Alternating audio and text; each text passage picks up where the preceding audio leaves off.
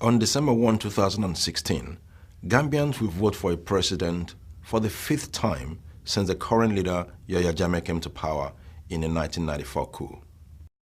President Jammeh and the Gambian security forces have used enforced disappearances, torture, intimidation, and arbitrary arrest to suppress dissent and preserve Jammeh's grip on power over the past 22 years. The government has repeated its repressive tactics in advance of this year's election.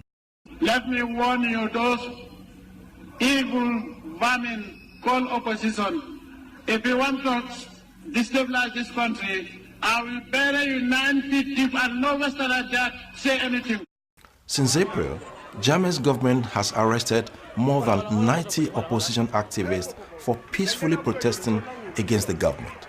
30 opposition members have been sentenced to 3-year jail terms. Solo Sandeg, a prominent opposition leader, was arrested during a peaceful protest in favor of electoral reform. He was taken to the headquarters of Gambia's National Intelligence Agency and he was beaten to death.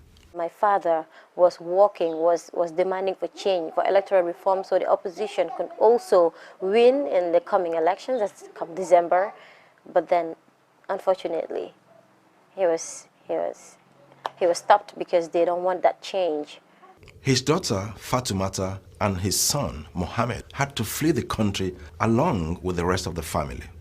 It's not a new thing in Gambia that people get killed by the government and they don't even admit that they have killed anyone, and they deny people from grieving, from sympathizing with the family of the deceased, and that's what the government of the Gambia does, and that shows only the brutality that exists in the current government. The climate of fear is very pervasive. Of all the countries that I visited as a special rapporteur, this is the one where you could actually feel that if you ask certain questions from some people, you really put them in trouble. The government has maintained tight control of the Gambian media. Many independent journalists, fearful of arbitrary detention or torture, self-censor their reporting to avoid government reprisals. Gambia has only one television station, and this television station is purposely propaganda for the state. Opposition have no access to this state television and radio. It seriously undermines a free and fair election.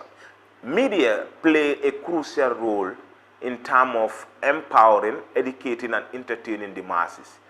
And this is something that is lacking. Ahead of December's election, the Gambian government should release peaceful protesters, initiate an investigation into opposition deaths in custody, and grant opposition parties equal access to the media. If Gambia's human rights record does not improve, the international community, particularly the EU and the US, should impose targeted sanctions on Gambian officials responsible for human rights abuses.